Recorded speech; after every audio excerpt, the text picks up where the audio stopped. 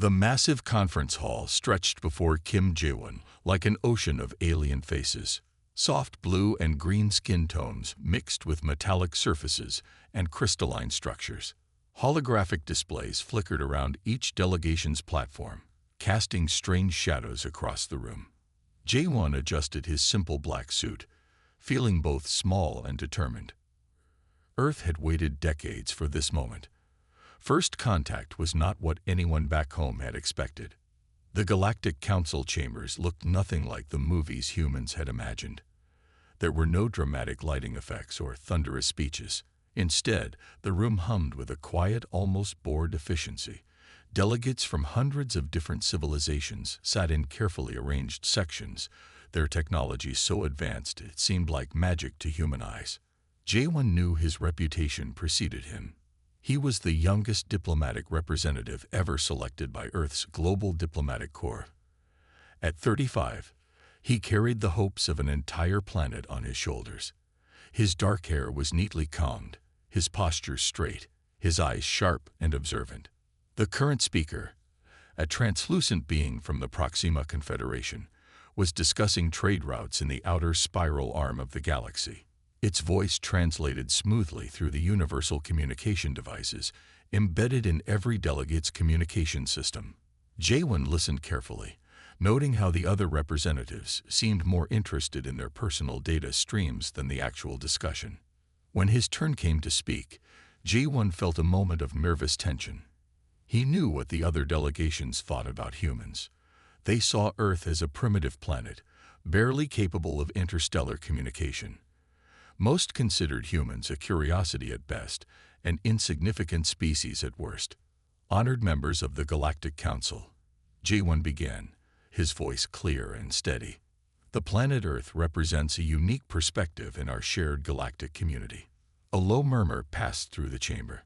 Some delegates didn't even bother to look up from their holographic displays. Others exchanged subtle gestures that Jae-won recognized as dismissive signals. The representative from the Orion Collective, a being composed of interconnected light patterns, flickered slightly.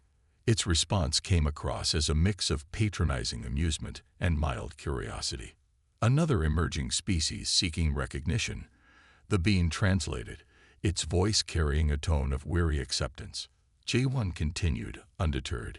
He spoke about Earth's rapid technological development, its diverse ecosystem, and the unique problem-solving capabilities of human beings. He discussed how humans had overcome numerous challenges on their home planet, climate changes, political conflicts, resource limitations. But he could see it in their eyes. The other delegates were not truly listening.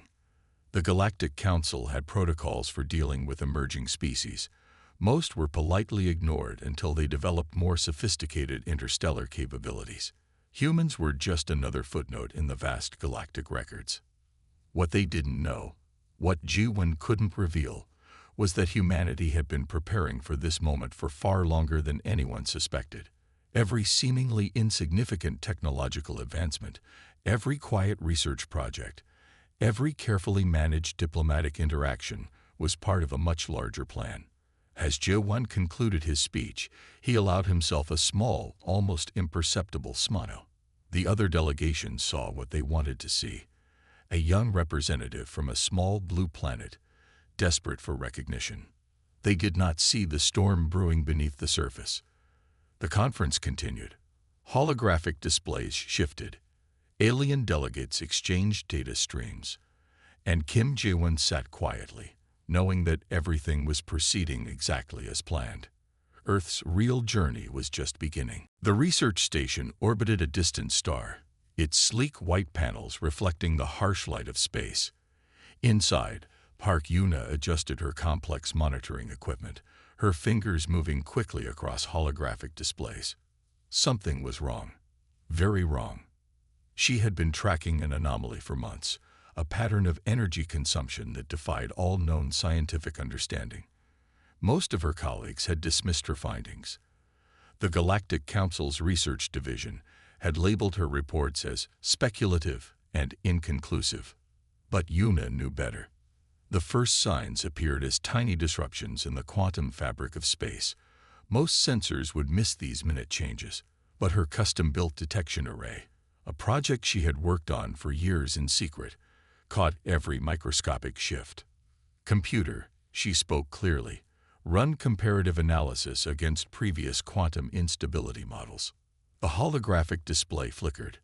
Lines of complex data began to form intricate patterns. Yuna's breath caught in her throat. The numbers were telling a story that no one wanted to hear. The void swarm was coming. It wasn't a single entity, but a collective of quantum-based machine intelligences that consumed entire star systems. They moved like a wave of pure destruction, breaking down matter at its most fundamental level. Civilizations that encountered them simply vanished, not destroyed, but completely deconstructed.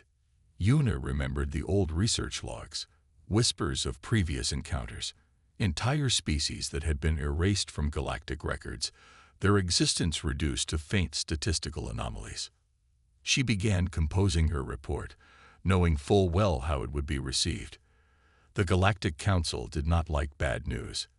They preferred comfortable predictions and manageable challenges. Her communication device pinged. An incoming transmission from the Proxima Confederation's research division. She knew what it would say before she opened it. Preliminary findings inconclusive. Recommend further study. A standard response. A polite way of saying, we don't want to hear about potential threats. But the data was clear. The void swarm was moving, consuming, advancing, and no one was prepared. Yuna zoomed out her galactic map. The path of destruction was becoming visible. Star systems were going dark, not exploding, not burning, simply disappearing. She thought about Earth, a planet most considered primitive, a world that the Galactic Council barely acknowledged. Would they be next? Her fingers moved across the display. She began encoding her full research, every detail, every observation. If the official channels wouldn't listen, she would ensure the information survived. The station's lights flickered. For a moment, Yuna thought it was just another system glitch. But then she saw it, a tiny disruption at the edge of her quantum sensors. Something was watching. Outside the research station, space seemed to bend. Not dramatically, just a subtle twist that most sensors would miss. But Yuna's equipment caught everything. The void swarm was closer than anyone realized. She took a deep breath, pressed the transmission button. Her report would go out, whether anyone wanted to hear it or not. In the vast darkness of space, something ancient and hungry continued its silent approach. Deep beneath the Rocky Mountains, Lee Dong-hyuk stared at a wall of quantum processors. The room hummed with an energy that felt alive, almost breathing. Massive cooling systems surrounded intricate networks of technology that looked more like living organisms than machines. This was humanity's real power, not the diplomatic speeches, not the technology everyone could see, but the technology hidden from view. Dong-hyuk was not an ordinary engineer. He was part of a secret program that had been running for decades, a program so carefully hidden that even most governments didn't know it existed. His team had been preparing for something that most people would consider impossible, a quantum defense network. Each processor represented a node in a system more complex than any computer network in human history. They weren't just connected. They were entangled, a word that meant something very different in quantum physics than in normal language.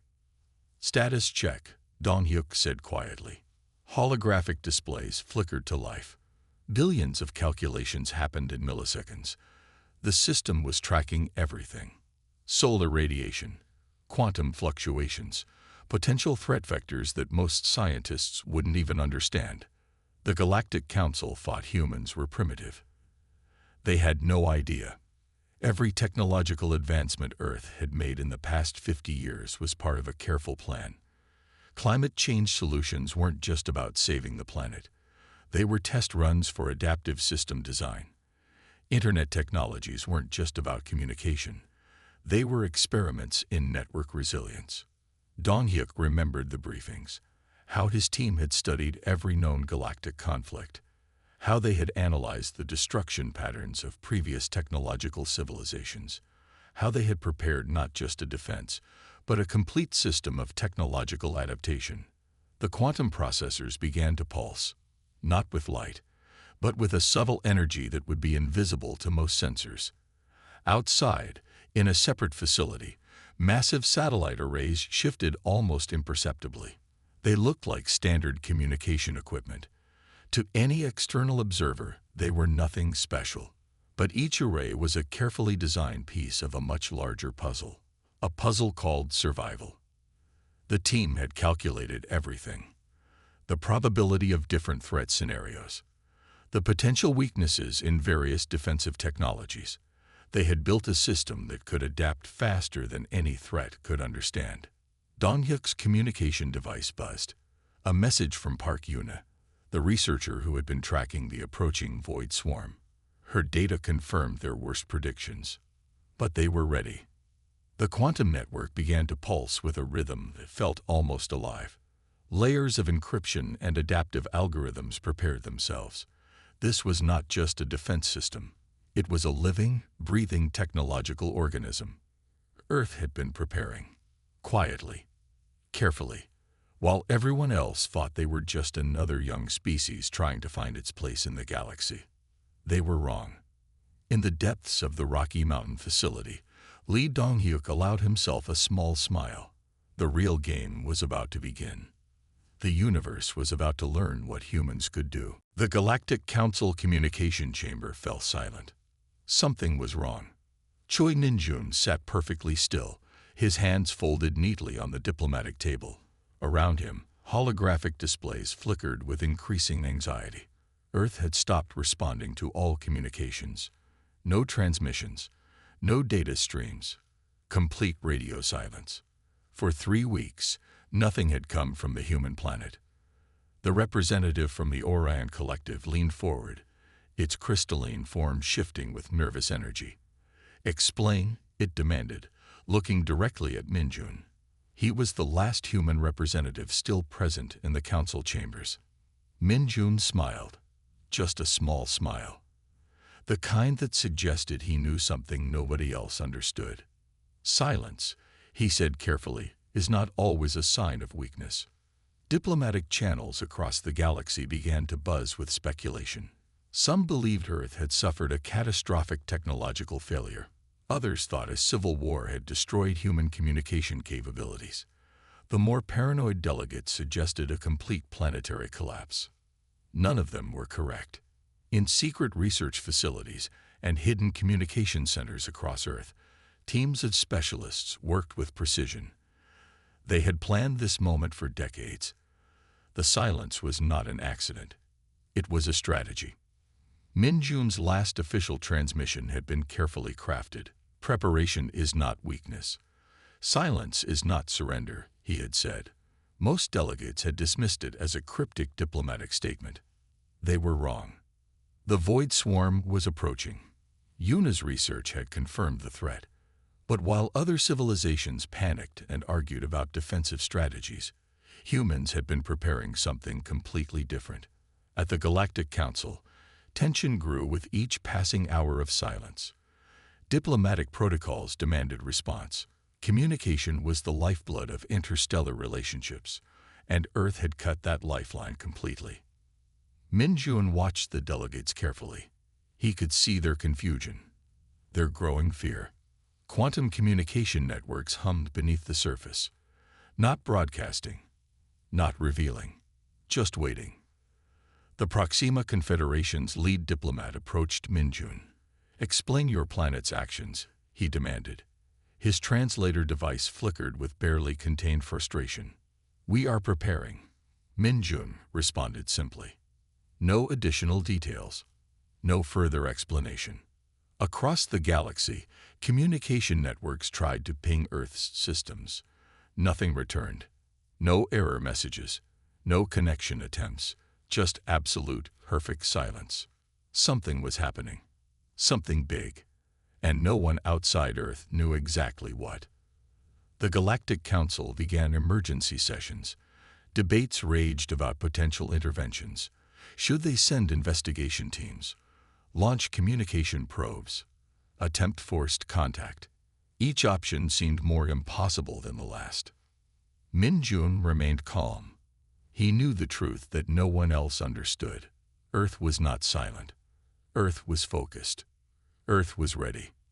The universe was about to change, and nobody saw it coming. The space between star systems looked empty, but it wasn't. Kang Shuyan watched the holographic display with total concentration. Her fingers hovered above complex control interfaces that looked more like living organisms than machines. Each movement was calculated, each breath measured. The void swarm was coming. Massive sensor arrays spread across Earth's solar system detected the approaching threat long before it became visible. These were not ordinary sensors. They were quantum detection systems that could read the fabric of space itself. Most civilizations would see the void swarm as an unstoppable force, a wave of quantum machines that consumed entire star systems, breaking down matter at its most fundamental level. But Earth had been preparing for something exactly like this. Suayam understood something that other species did not. Defense was not about stopping an attack. It was about understanding the attack at its most basic level. The first wave of the void swarm appeared. Most sensors would have seen nothing, but Earth's quantum network saw everything. Tiny machines, smaller than atoms, moving with a purpose that seemed almost alive. They approached like a wave of pure destruction, ready to break down entire star systems into basic quantum components. But they didn't know what was waiting. Earth's quantum interference field was not a weapon. It was a complex system of quantum manipulation that could do something impossible. It could change the fundamental rules of how these machines operated. Suayan's fingers moved across the interface. The quantum network began to pulse. At first, nothing seemed to happen. The void swarm continued its approach. Millions of tiny quantum machines moving with perfect coordination, each machine capable of breaking down matter at its most basic level. Then something strange began to occur. The machines started to slow down, not because of any external force, but because their internal communication was being disrupted at a quantum level. Imagine a perfect machine that suddenly forgot how to work together. That was what was happening to the void swarm. Each quantum machine relied on complex communication networks. Earth's quantum interference field didn't just block these communications. It rewrote them, turned the machine's own systems against themselves. Xueyan watched as the first wave of the void swarm began to break apart. Not through destruction, through complete systemic confusion. "Target neutralization in progress," she said quietly. The quantum interface pulsed with a rhythm that felt almost alive. Layers of adaptive algorithms worked faster than any traditional computer could imagine. This was not just a defense system. It was a living, breathing technological organism. Outside, in the vast darkness of space, something impossible was happening. A threat that had consumed entire civilizations was being taken apart, not through force, through the most advanced understanding of quantum mechanics ever developed. The void swarm was learning that humanity was not what they expected. And this was just the beginning. In the control room, Kang Shuyan allowed herself a small smile. The real demonstration was about to begin. Han Jiwu stood at the center of the massive circular room, his presentation hologram displaying something no one had ever seen before. The complete deconstruction of the void swarm, not through traditional weapons, not through brute force, but through an unprecedented level of technological understanding. Every delegate watched in disbelief. The holographic display showed intricate details of how humanity had neutralized a threat that had destroyed countless civilizations. Each image was a lesson in strategic brilliance. Each data point a testament to human innovation. The representative from the Orient Collective, a being of interconnected light patterns, flickered with confusion. Its translation device struggled to process the information. "Impossible," it muttered. But it was possible. And it had happened. Jiwu's presentation broke down the intervention into clear, precise steps. how Earth had studied every known galactic conflict, how they had prepared not just a defense, but a complete system of technological adaptation. The Proxima Confederation's lead diplomat leaned forward. His scales shifted color, a sign of deep emotional response in his species. "Explain," he demanded. Jiwoo's presentation continued. He showed how humanity's quantum interference field had not just stopped the void swarm. It had completely rewritten the fundamental communication protocols of the quantum machines. Most civilizations saw technology as a tool. Humans saw it as a living system that could be understood, manipulated, and transformed.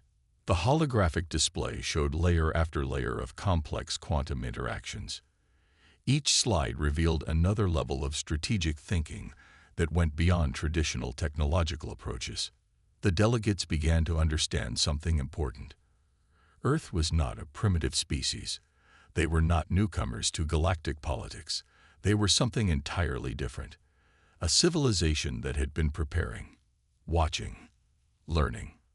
Jiwoo highlighted key moments, how Earth's research into climate change had actually been research into adaptive systems, how their communications technologies were actually experiments in complex network design, how every technological advancement was part of a larger strategy. The void swarm had been considered unstoppable, the threat that consumed entire star systems without effort, and humanity had stopped it without firing a single traditional weapon. More than stopped it, they had understood it, broken it down, learned from it. The room remained silent. The holographic displays continued to show the detailed breakdown of the intervention. Each delegate saw something different. Some saw a technological miracle. Others saw a strategic masterpiece. All of them saw that everything they knew about humanity had been wrong. Jiwoo's final slide was simple. A single line of text that captured the entire presentation. Preparation is not weakness. Understanding is power. The Galactic Council was about to change forever. Quan Huck stood before the most powerful diplomatic gathering in galactic history. The Galactic Council chambers were silent. Every representative from every known civilization waited. They wanted answers.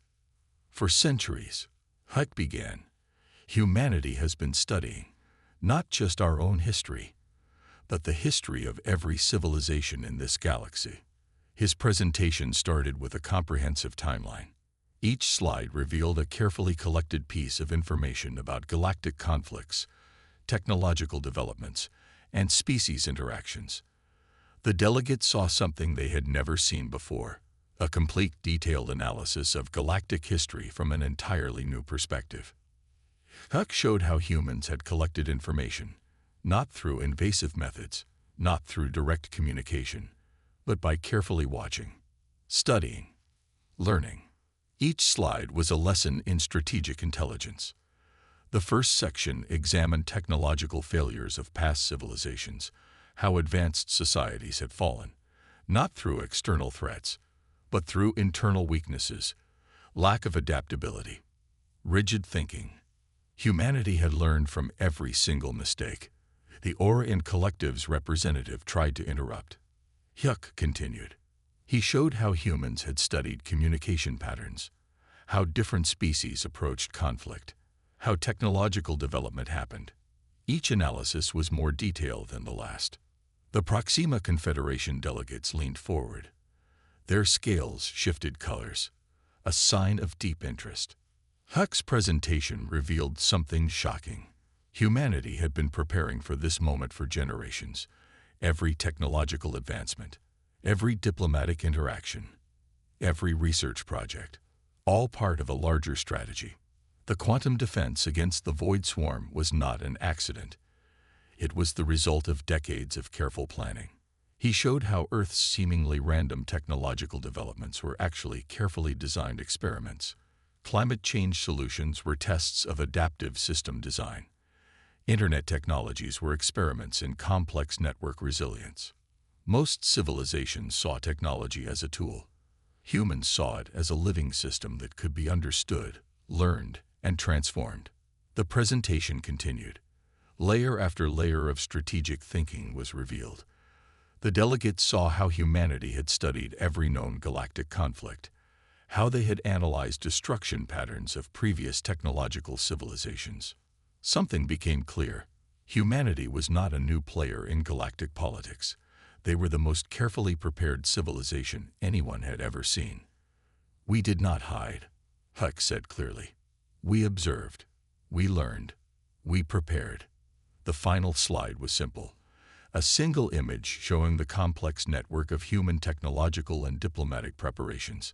It looked like a living organism. Complex, adaptive, intelligent. The Galactic Council understood something important. Humanity was not what they thought. They were something entirely different. A civilization that had been waiting, watching, learning. And now, they were ready to change everything. Kim Ji-won returned to the Galactic Council chamber. The room was different now. Where once there had been dismissive looks and casual disregard, now every delegate watched with complete attention. He was no longer the young, unproven diplomat from the first meeting. He was now the architect of a new galactic understanding. The conference hall had changed. The holographic displays now included Earth systems as a central point of reference. Technologies developed by humans were being studied by every major civilization. What was once ignored was now critically important. "We are not here to dominate," Jae-won began. His voice was calm, clear, precise. The representatives from hundreds of civilizations listened carefully. The Orion Collective's representative, once dismissive, now sat forward, its light patterns showing deep respect. Jae-won outlined a new framework for galactic cooperation. It was not about military power. It was not about technological superiority. It was about shared learning, adaptive strategies, understanding. The Void Swarm had been more than a threat. It had been a test that humanity had prepared for over generations. Each civilization now understood something important. Earth was not just another species trying to find its place in the galaxy. They were a carefully prepared, strategically thinking civilization that had been waiting for the right moment. The presentation showed how humanity's approach could help other species solve their most complex challenges. Climate adaptation technologies, communication network designs, quantum problem-solving strategies. Most importantly, it showed a new way of thinking. Every technological advancement was now seen differently. What other civilizations had dismissed as random or primitive was now understood as part of a complex, carefully designed strategy. Jae-won explained how humanity had studied every major conflict in galactic history, how they had learned from the mistakes of other civilizations, how they had prepared not just a defense, but a complete system of collaborative problem-solving. The Proxima Confederation's lead diplomat spoke. "You were watching, learning, all this time." It was not a question. It was a statement of newfound understanding. The final part of Jae-won's presentation was simple. A proposal for a new type of galactic cooperation, not based on military strength, not based on technological superiority, but based on adaptive learning and shared understanding. Every delegate understood the implications. The game had changed. Humanity had not conquered the galaxy. They had transformed how the galaxy thought about cooperation, technology, and survival. The room was silent, but it was a different kind of silence from their first meeting. This was a silence of respect, of understanding, of a fundamental shift in galactic relationships. The title of the first meeting would forever ring true. No council will ever forget the moment Earth went silent. Because in that silence, humanity had spoken louder than anyone could have imagined.